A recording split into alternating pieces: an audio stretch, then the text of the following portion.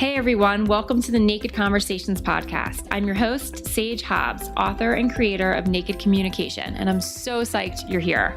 This show is all about taking charge of your life in new and inspired ways to create a life you deeply love. It's about being more you in all areas of your life, more courageous, more free, more alive, more naked. I'll be sharing stories and advice from amazing people around the world who are up to incredible things on how they are successfully breaking free from fear and old patterns in order to create incredible relationships and impactful lives so that you can do the same. This is the place to be inspired to live a courageous and naked life. Let's do this.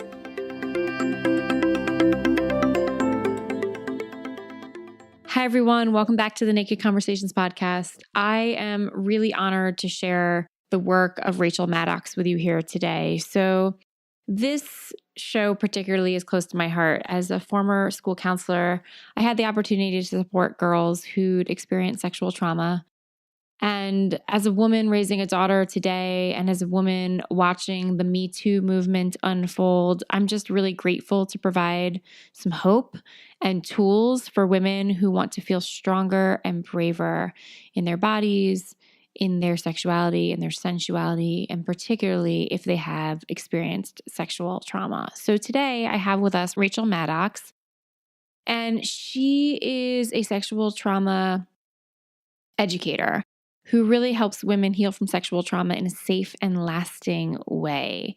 She's a coach and a guide who dedicates her days to helping women who've experienced sexual trauma unshame and reclaim their pleasure, their power, their wholeness.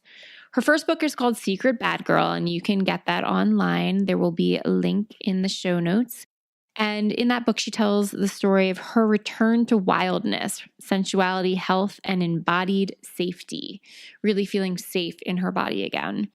And she currently has a Kickstarter campaign open to support her newest book, which I want to tell you about, called Sex After Trauma. You can find out more about that and support it in the show notes at sagebhobbs.com/episode-13. sagebhobbs.com/episode-13. And if this is something that has touched your life in some way, and honestly, both statistics and my own experience tell me that it has touched all of us in some way. We have all known someone who has been a victim of sexual abuse or trauma in some way. And I really encourage you to listen to the show and to support her Kickstarter campaign for the new book, Sex After Trauma. So lastly, if you've been loving Naked Conversations, the show, and if you've been listening in, we're on episode 13.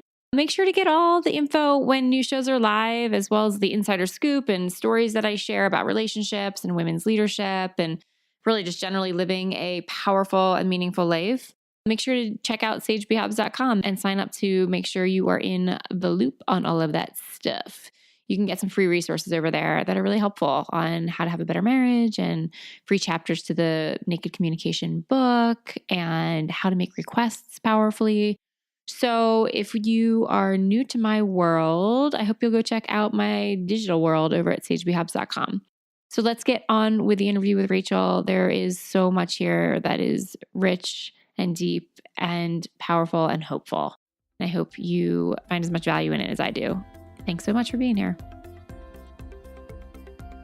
Hi, everyone. Welcome back to the Naked Conversation Show. I'm your host, Sage Hobbs, and I'm really excited to have you on today, have you all here, and to listen to this amazing woman, Rachael Maddox. There's so much wisdom that she has to offer about a really sensitive and deep topic that so many women are struggling with and not knowing how to address. So I'm really honored to have her on, and get ready because it's going to be good. Rachael, thanks for being here.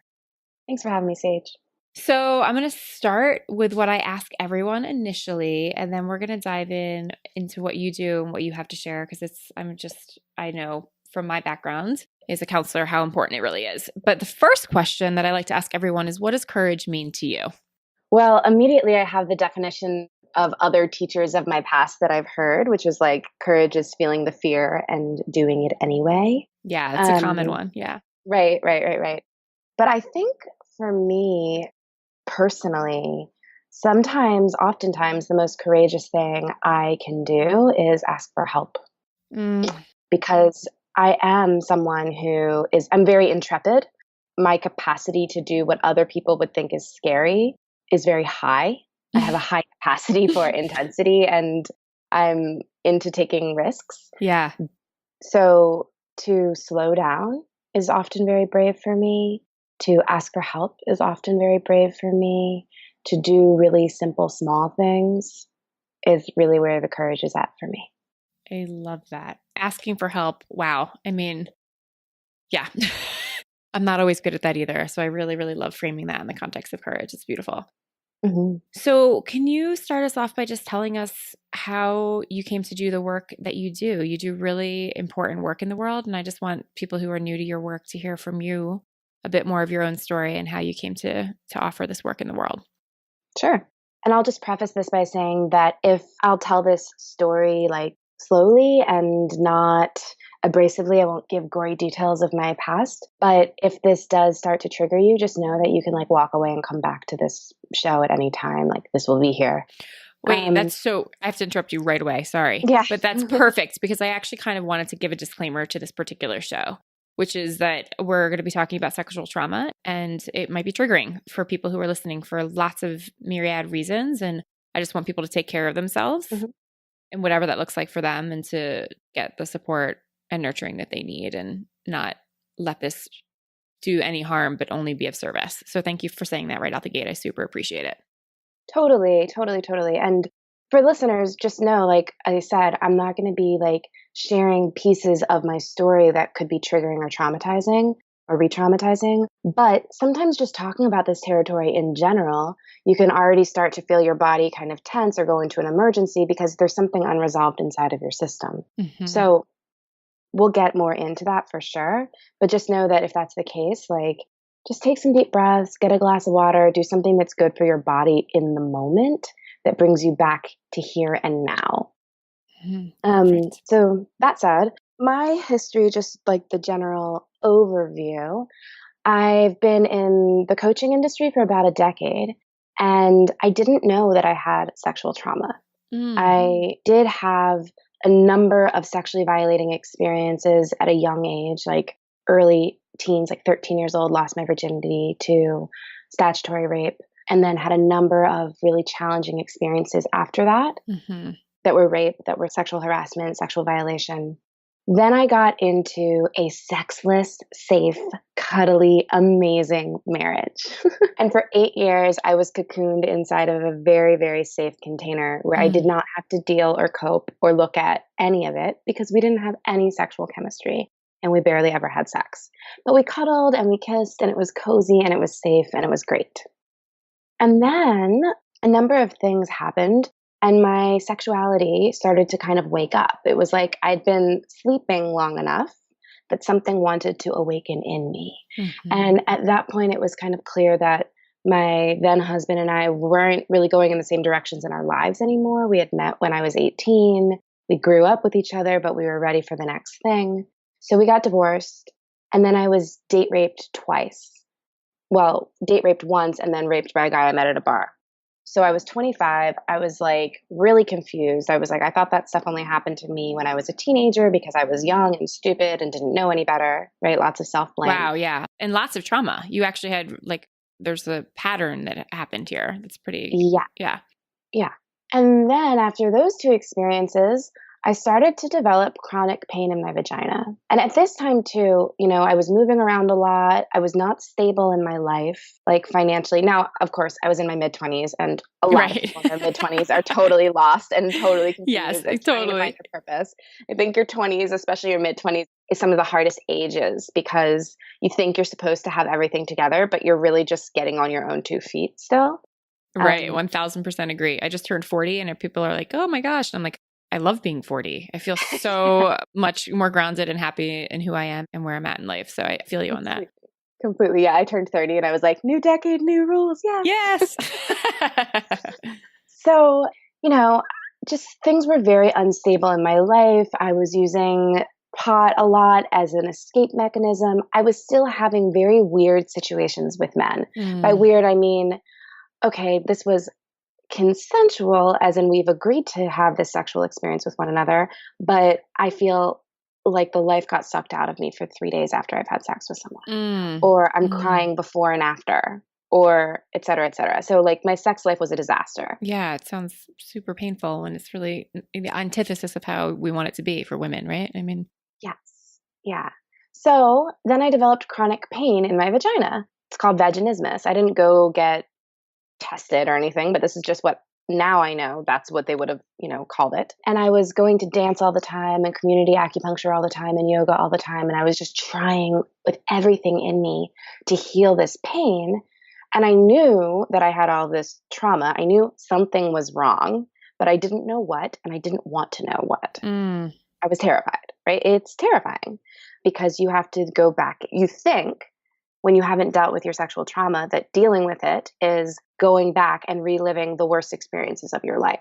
right, right, The good right. news is the worst thing that's ever happened has already happened. It doesn't get worse, it gets better.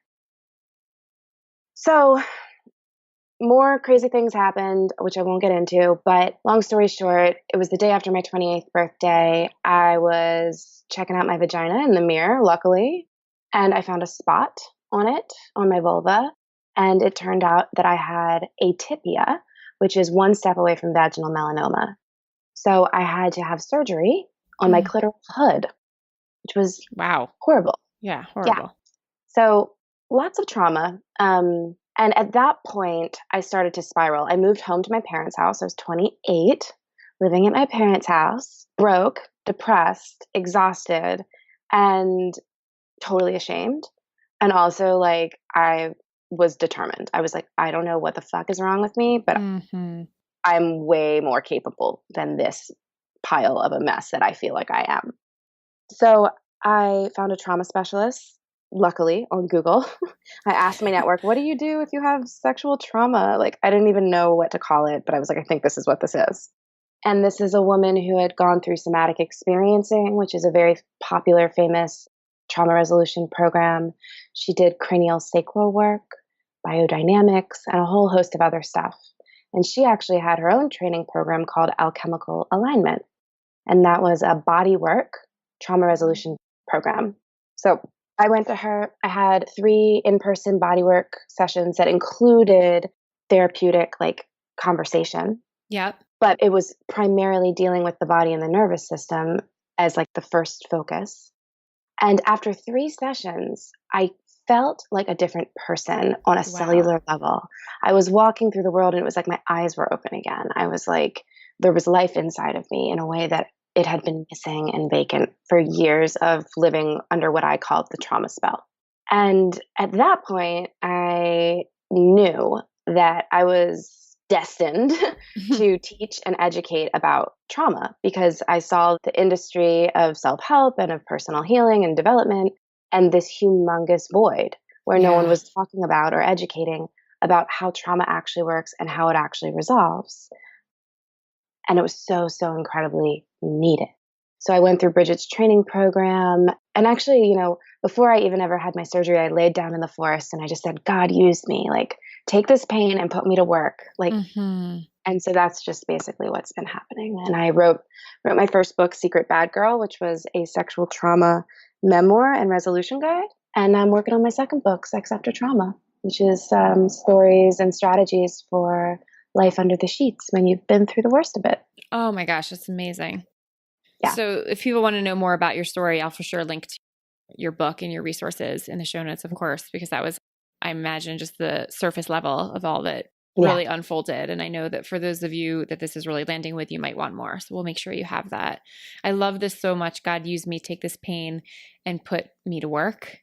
Yes. I just love that even in your deepest, darkest moments, you had this sense of resiliency and determination.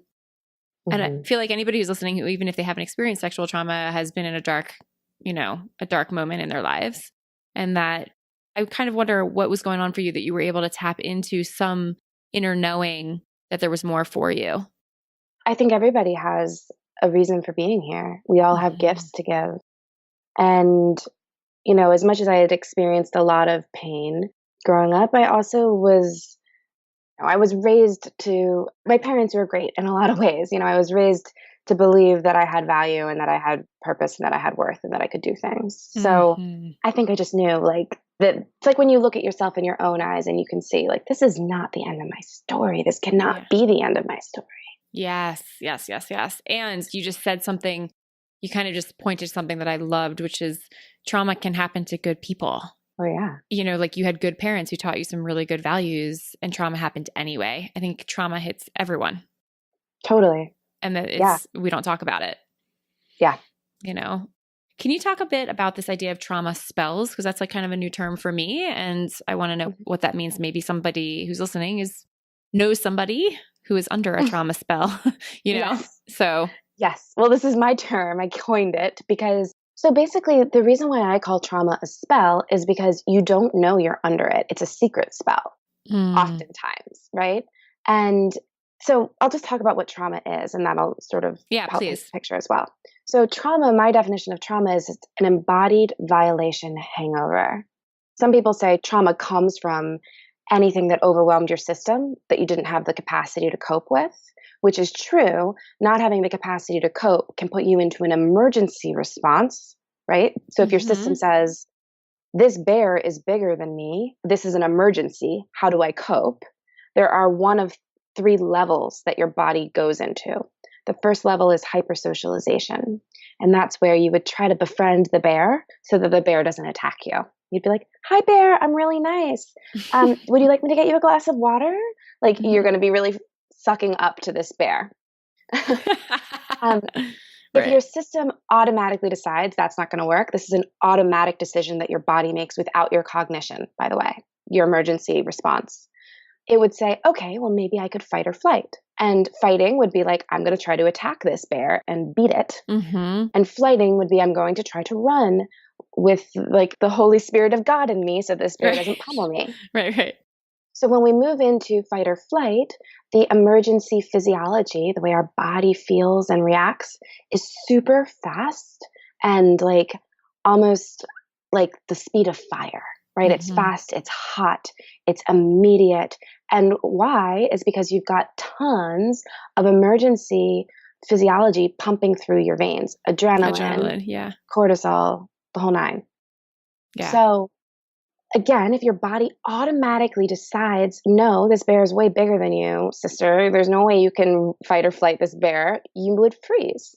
And there are different levels of freeze. One might be to just like deer in the headlights, like stand really still so that the bear doesn't see you.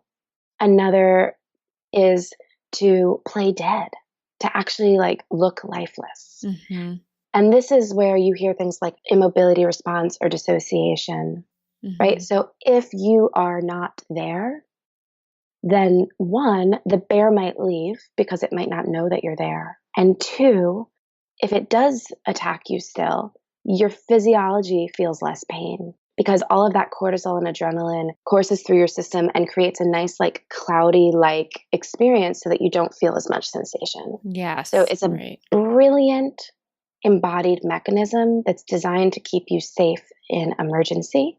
And there's nothing wrong with it. These are brilliant responses, all of them. Hypersocializing, fighting or flighting, and freezing are fantastic. They are your life-saving mechanisms and they work. Yeah. They saved your life, usually, or they kept you from feeling pain. The problem is they get stored in your system, and this is trauma. Trauma isn't what happened, it's the response to what happened that didn't leave your system. So that's why I call it an embodied violation hangover. So, for example, let's say you froze and the bear, like left after maybe, attacking you a little bit or something like that. You would, and by the way, if this is overwhelming for you, I just want to again invite you to take a breath. You might be like seeing your past or feeling your past in your body right now. You can always pause this and come back when you feel ready. So what happens is when you wake up from your dissociative state, that's when your cognition comes back online. So actually, when we dissociate, we lose a lot of our higher level cognitive capacities. A lot of our brain shuts down so that the reptilian brain, which runs the emergency response, which is located in the back of your head, so that it has full power.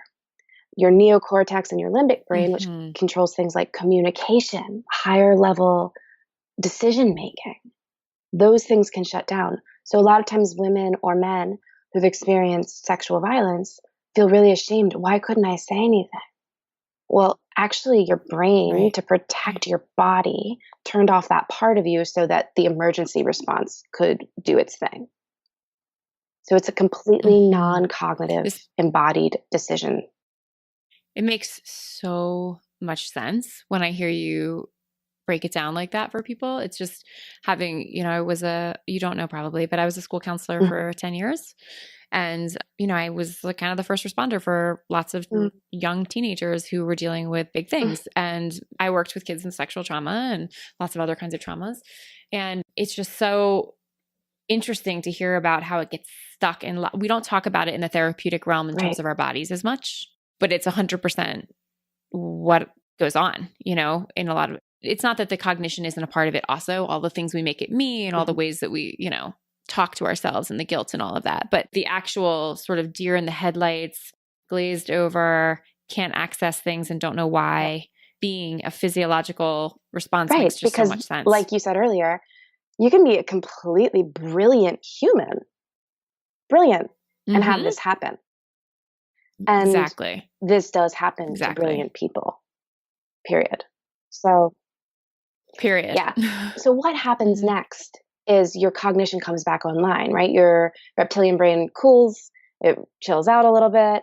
And then your neocortex and your limbic brain are like, hey, what just happened? Oh my God, you can't tell anyone. Oh my God, I have to tell someone. Oh my God, I'm so ashamed. Oh my God, what? And all of a sudden you start processing things, right? The problem is your physiology is still coursing with emergency energy that doesn't leave your body because now your higher cognition came back online. So this is why if in the future anything shocking happens to you, and it doesn't even have to be a violation, let's say you get in a car accident or whatever, get out of the car or get out of that situation and shake your body vigorously.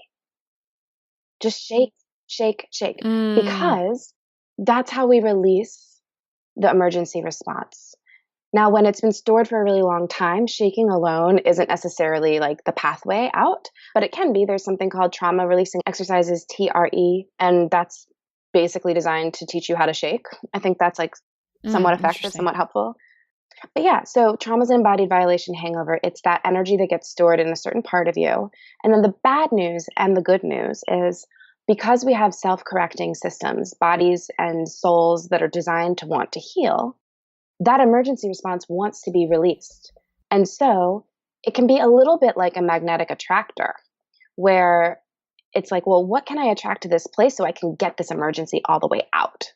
The problem is if that's happening subconsciously, we oftentimes don't realize and I don't mean this to victim blame in any way, but that we're attracting something that we can't really complete because we don't have cognitive capacity to do so. We're not able to be present amidst the intensity of another similar violation coming our way. And so we just get triggered back into the emergency response, and the same pattern happens over and over and over again, which is why it's like a spell. Got it. Okay. Let's break this down just a little bit more because it's a lot, right? So it's a lot. But that's why when I said to you earlier, I was like, it seems like kind of crazy you had so many traumas, like so many sexual traumas. And so that's part of that, right? That there was a need to work through your body's need to work through the emergency response, but not knowing how to do it other than sort of the way that it had always done it. And I mean, I'll give the other example as well. Like I also broke my tailbone, and my original rape was anal rape. Broke my tailbone, had, what was almost vaginal melanoma, pulled my groin. I mean, I had 5 different injuries in my, vaginismus, injury after injury or pain after pain in this same place. It's like the body signaling, please, somebody help. Yes. And the way that I've seen this also play out, I think, let me know if this resonates, Rachel, for sure, but is this idea of if you grew up in a chaotic household, sometimes you feel safe in chaos because chaos was your norm. That's one of the things that I've seen. And so it's not conscious. It's not like anybody's inviting harm upon themselves. I want to be really clear about that. No, exactly what you said. No victim blaming. Nobody is asking to be hurt.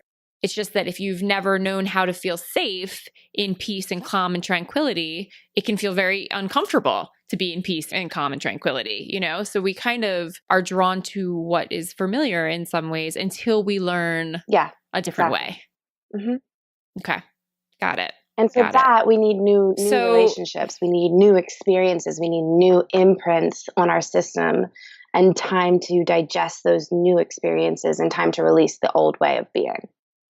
And how do people do that? Like if you're talking to somebody who has woken up to the fact that I actually think many people know that they've experienced sexual trauma, but they've like hidden it and put it aside. It's not that they don't know necessarily, but it's not something they ever want to return to or revisit.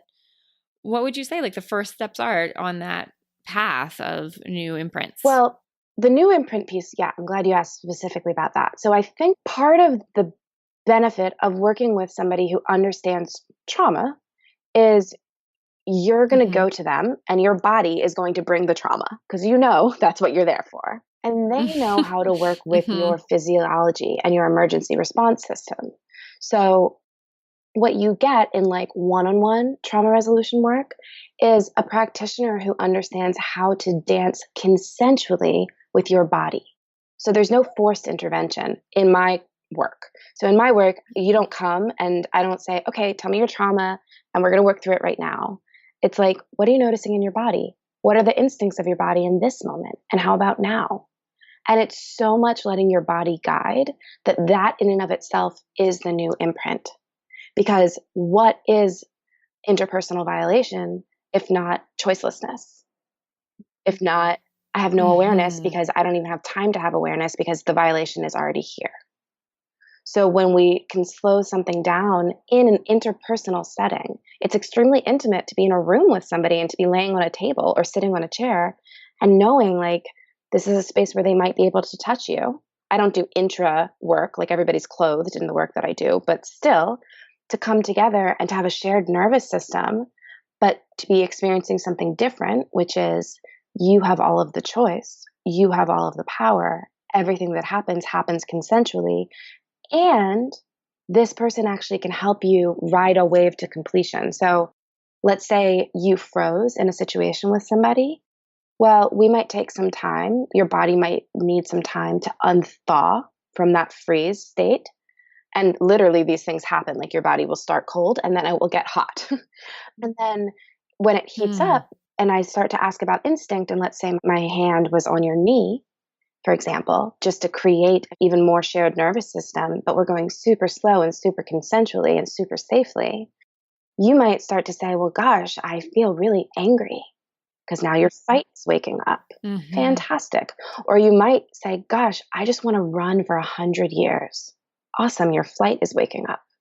Those responses that got skipped over that your system said you couldn't win with are coming back online. Fantastic. So then we give them space to do their thing, either through a mental landscape, so you can like visualize, either through visualization that's totally guided by you, or through embodied interpersonal exchanges. So a lot of times I'll have my clients will push me. It's in a very like slow container where they get to feel their system every step of the way.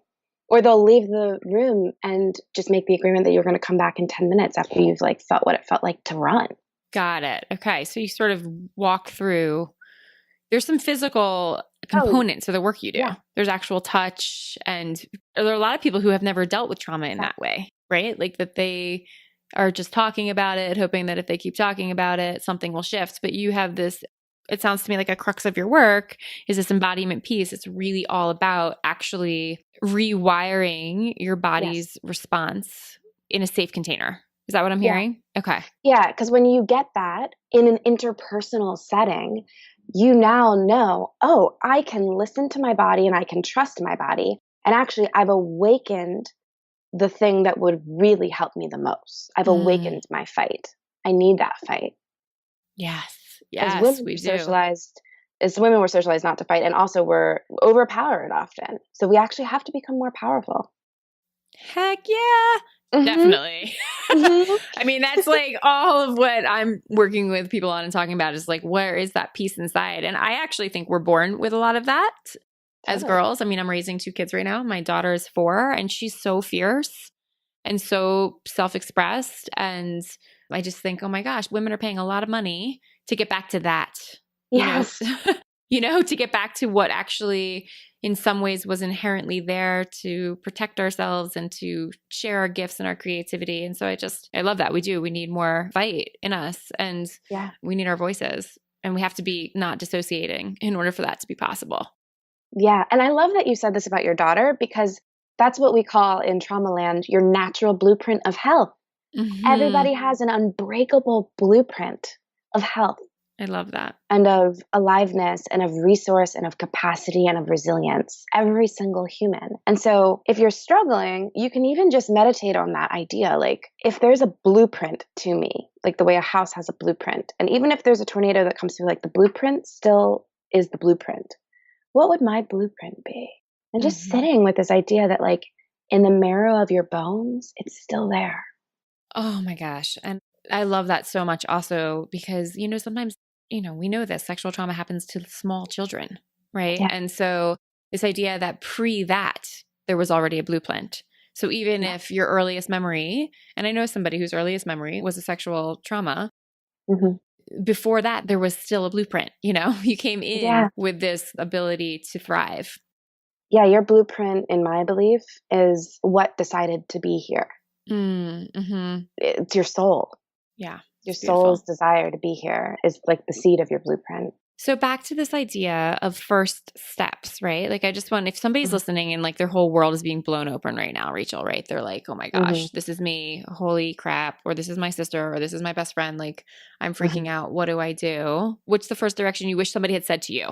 What I'll say is that there's a smorgasbord of options and you can start anywhere. So that's the good news. There's no right place to begin. The place to begin is where that whisper is calling you. So if let's just say your body has been like, please go to yoga, please go to yoga, please go to yoga, please go to yoga.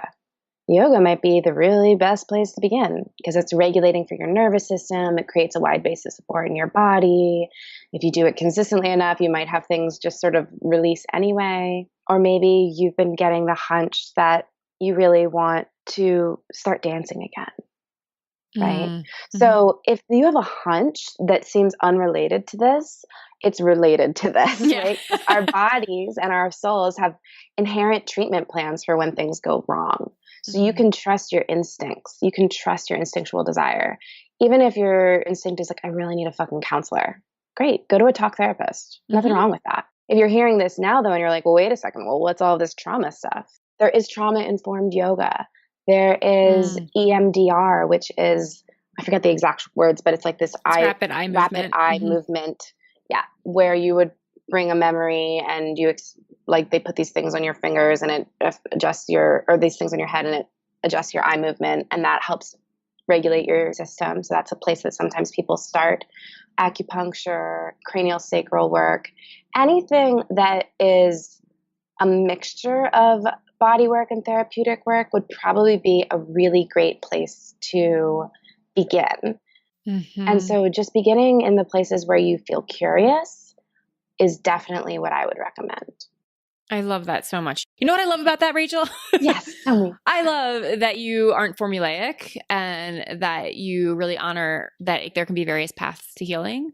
And I just so appreciate that because I feel like people really go looking for like the answer, the silver bullet, or they think that their way is the only or best way. And, trauma lands on all of us differently. In fact, I think what is traumatizing to one is not even always traumatizing to another. Definitely. And it's so important that I feel like part of the healing is to honor your own experience, right? And to honor that 100%. Whispering. It's so beautiful. So thank you. Yeah. Here's a question I have for you because it's really current. I have several questions for you, but this is the one that's coming up for me right now, which is there's this whole, at the time of this recording, there's a new movement on social media around Me Too. And I have found it really beautiful and very brave. And I've also been pretty blown away by how many women in my circle can add Me Too to their, status. Yeah. And I just wondered if you want to speak to that in terms of how that's landing in your world of trauma and the work that you do. Is this a good thing? Do you feel this is a positive step? What are your thoughts on that? Yeah, definitely. So I think that it is a great thing that people are speaking, my opinion about how to make this a safer experience for everyone, or what's challenging about it though, is that people aren't trauma informed. So, Mm. what I notice even for myself, and I'm extremely trauma informed, is that as there's this like waterfall of emergency essentially coming through our collective shared nervous system that's now online, Mm-hmm. people don't necessarily know how to do this thing called titration or pendulation, which are two trauma words. Titration Okay. is what's the smallest doable bit that doesn't overwhelm my system so that I can stay in the game. So, like taking things in little baby steps. This is the opposite of a baby step. This is a deluge of stories that's coming through. And because of that, it's sort of like this momentum that you want to join into, which is like, of course, normal, human, fantastic. And is it overwhelming, so overwhelming to your system that after 3 days of reading people's stories nonstop, you all of a sudden have no capacity to do anything? And so much so that you're like, wow, I should definitely never go back into that territory. That was way too much. Right. Totally. So, learning how to monitor our own systems and check in, do I have capacity? And like, I'm actually working on a piece about this. I'm going to write it after our interview. So, I'll send it to you and you can Yeah, put it in please. the I'd show love that. notes. Yeah. But part of the question is, on a scale of 1 to 10, how fast and speedy does your system feel, or how solid and, like wide base of support do you feel? How distracted and overwhelmed do you feel, or how focused and available do you feel? So just, how well have you been taking care of your body, or how much have you neglected your basic needs of food, sleep, showering, etc.? And it's sort of like just finding yourself on that spectrum.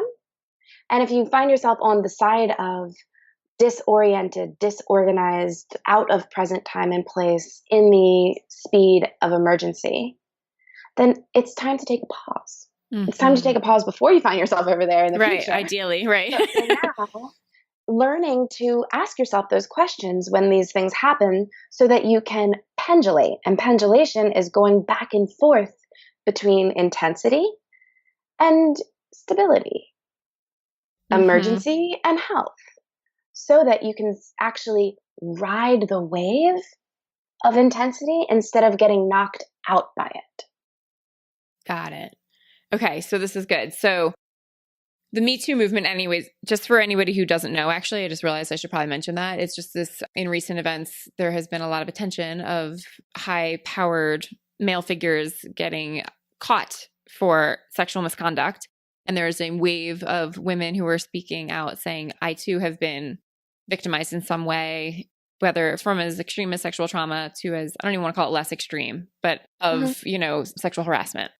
And I love this idea of learning to monitor our own systems and being aware of our capacity, right? Because to me, it's like that could be applied everywhere, anywhere. Yeah. And social media doesn't give us much space for that because you get on your feed and you just start scrolling and it's like you're in a spell, you can be entranced.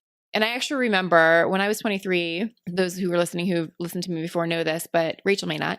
I had cancer. I had cancer when I was 23. And I remember that I think it was Dr. Andrew Weil. Somebody said to me, Sage, like, read this.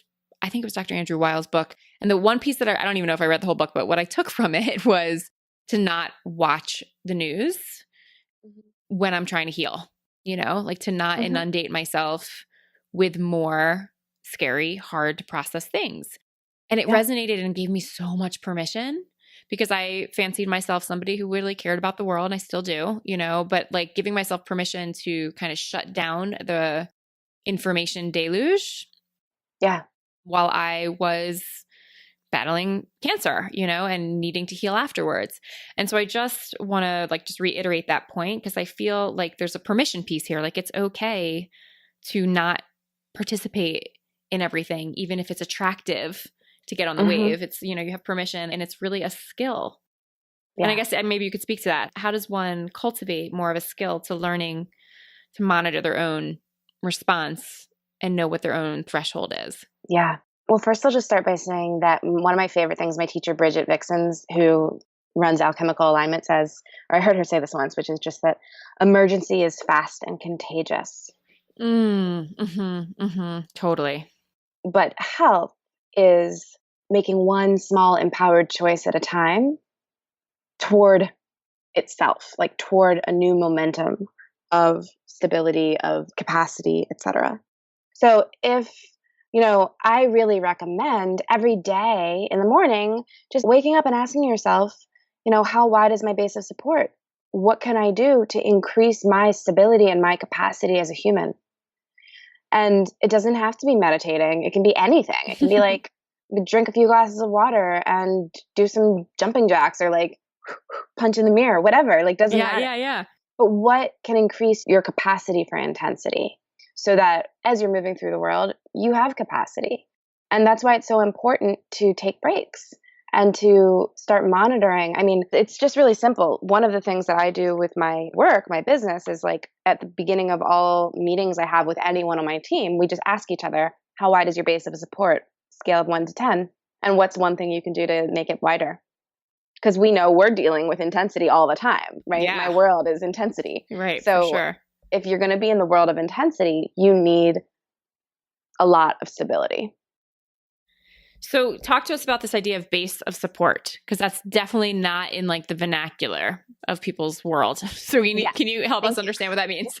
That's in your world, Rachel. Right. But I can guarantee in the world of my clients, they're like, support? What?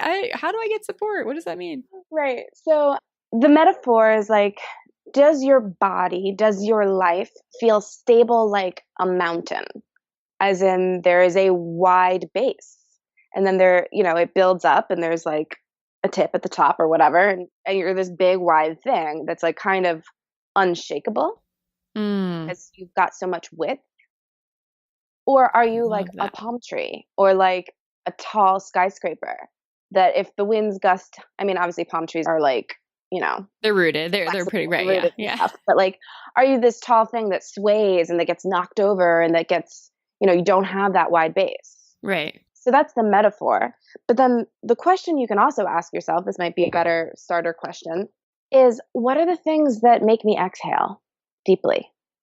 And they can be anything from like watching comedy to talking to your most uncomplicated friend to taking a walk around the block to drinking a few glasses of water to snuggling with your, stuffed animal from when you were a kid to just laying under the blanket of your bed with like the blanket over your head, to going to yoga class or whatever it is, to listening to your favorite music or reading your favorite book or watching a video or listening to an audio by your favorite spiritual teacher.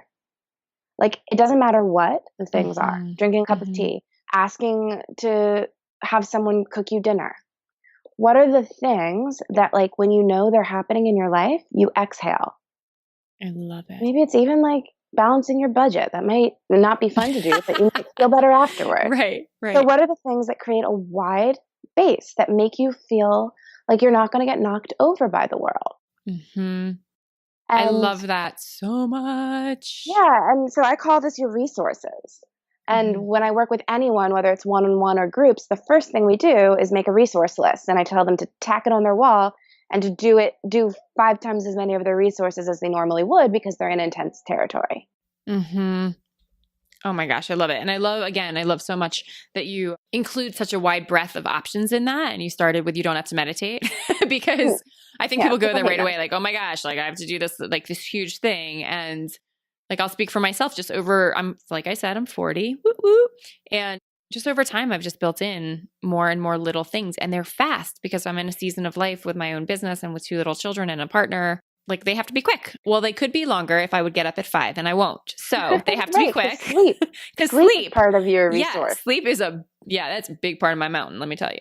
So I just love that you give options for people to consider, just natural things like drinking tea. And here's why. What I'm trying to say is life is going to throw us things. Like that is the reality in my experience of living a full life. And I think we all want to live full lives, big, rich lives with other people in them, and relationships are messy. And we get, if you're in relationships, you're going to know people who are sick or suffering or struggling, right? Like it is so much a part of the gold, the juice of life is to be out there in the world. And therefore we get pushed and swayed and moved and wounded, And so this wide base of support, I just feel like everybody could tap into that. That's something they could listen to this podcast and right away go write down a resource list for themselves. Like that is doable. It's doable. And I love that you said the word doable, because doability is one of the bedrocks of trauma resolution. The ABCs. Yeah. I made this up somewhere, but I forget them exactly. Attuning to this moment and this, like here and now, right? Trauma happened in the past. So what's happening here and now? Can you attune to this moment, to your body, to like orienting to what's happening here and now? B is body first. What's your body need? If you just like put your hand on your heart or your belly, or your even just like your palms on your legs, take a breath and ask yourself, hey body, how are you? What do you desire? C is consent and choice. Knowing that you can make small, doable, which is the D part, choices.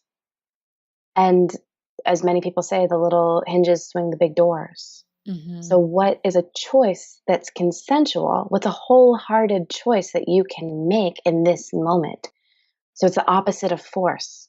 Consent is the opposite of force. So how are you forcing yourself, even when it comes to your healing, to stay in where you don't fucking want to be? Don't do that. You don't have to push yourself to your healing. Make a choice that's wholehearted, that feels doable. Doable. Doability is how we do the damn thing. It's how we stay in. So make it doable. And we have all these ideas about like being able to like whatever, just be these humongo people. And it's like you become a humongo person one teeny tiny doable step at a time. So just doability. Wait, say that again. That's so good. You become a humongo person. By doing one teeny tiny doable step at a time. It's so, thank you. You know what I mean? Thank you for that, because I think people get so overwhelmed.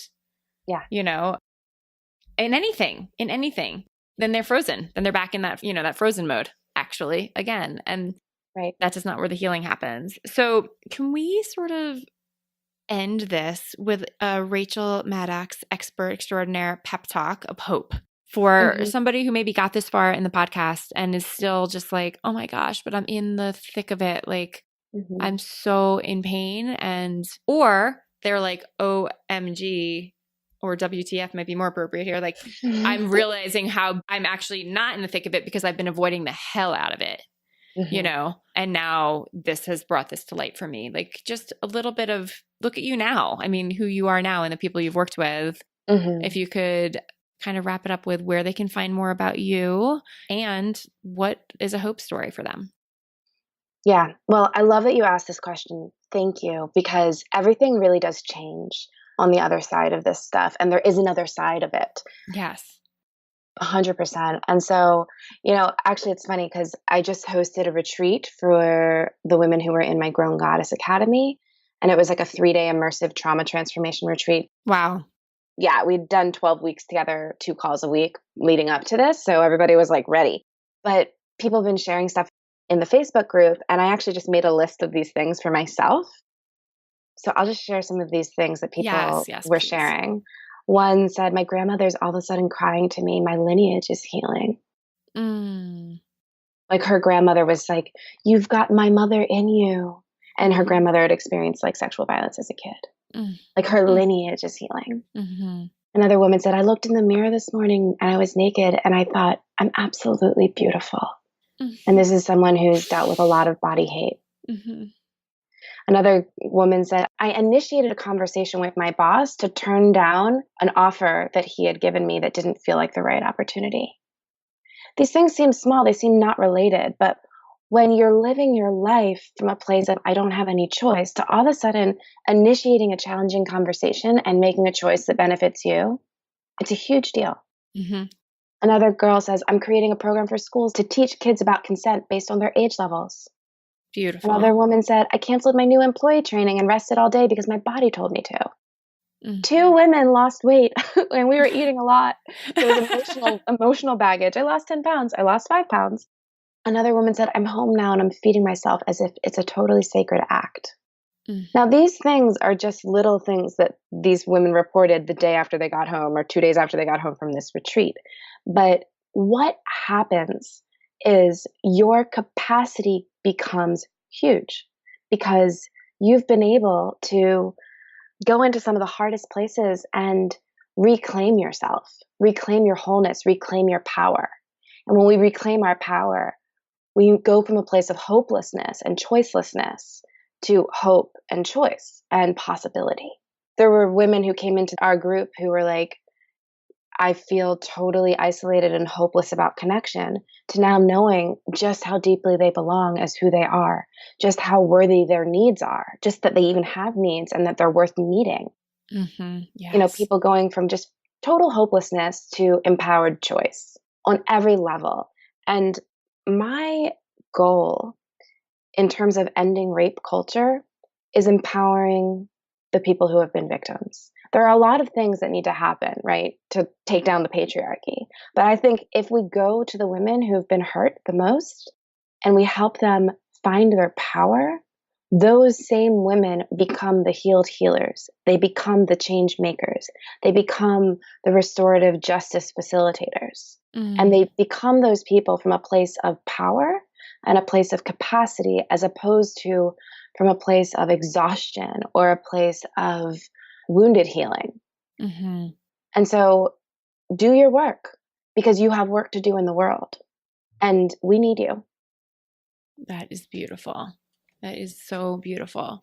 And there's joy to be found. I think we were So really much. also saying that there's joy on the other side. Like there's a possibility for healing yourself, and then far beyond that, for helping others and for being in relationship again.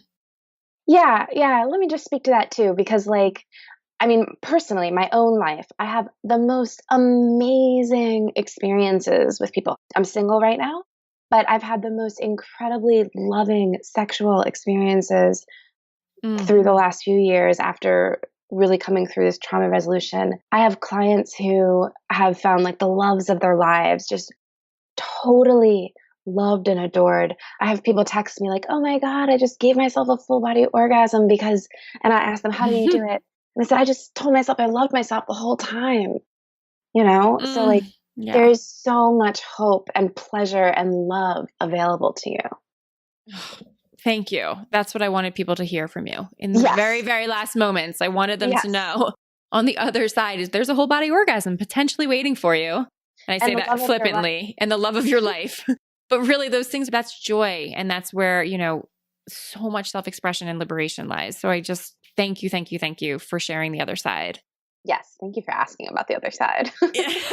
We have to know, you have to know so that there's like, it's like the carrot, that you're going after something beautiful. It's not Yeah. just, you don't get stuck in the pain forever if you're willing to face the pain for a period of time.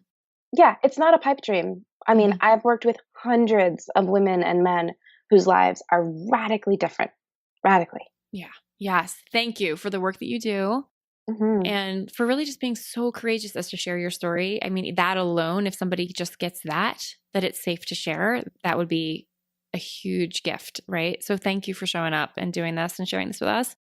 And I will be sure to link in the show notes, people. Make sure you check it out because Rachael has one book out and another one coming out. And she mentioned and referenced her private work and her group work. So if that's of interest to you, please go and support this work in the world. And we are so happy that you joined us on the show today. Thank you. Thank you. Wait, I'll just say one more thing. Yes, please, please. So I believe this is going to come out while my Kickstarter is running for the second book. Yes. Sorry, forgot to No stress. mention. Mm-hmm. So Sex After Trauma is being published September 2018. And there's a Kickstarter from Thanksgiving to Christmas 2017. It cost a lot. I'm self-publishing. I'm a renegade girl over here just trying to get this information out into the world. So I would love your support on the Kickstarter. There are tons of rewards, from the audiobook of Secret Bad Girl to, being part of group programs, to one-on-one work. Like any way that you would want to work with me would be available through the Kickstarter. There's stuff for couples who are trying to, work through and heal sexual trauma together. There's all kinds of great goodies over there. Writing your story, how to do that safely. There are tons of amazing rewards. So do go over to the Kickstarter and check it out. And if you want more of this work in the world, I would so appreciate your support. That is awesome. I'll make sure that that link is there for you guys. And that last little bit you said was really beautiful, which is that even if this isn't you, but you want this work in the world more, you could consider supporting the Kickstarter campaign, right? Like if you want to be a stand that this information is no longer silent and that girls and women and men raising girls into women have access to this information, then consider supporting the cause. Yes. Thank you. Because we all need it. Yeah, you're welcome. Thank you so much. Thank you so much for listening to Naked Conversations. Yay! It really means the world to me every time you show up. And if you want to know more about how to work with me personally in my coaching, you can check that out over at sagebhabs.com. You can also get some great free resources over there about how to make powerful requests and many blog posts full of resources for living a naked life, as well as grab a copy of my book, Naked Communication, Courageously Create the Relationships You Really Want. And lastly, keep the conversation going with us over in the Facebook community, sagebhabs.com/Facebook, where we can keep talking about these super important and powerful topics of living a life fully expressed. Thanks again. See you next time.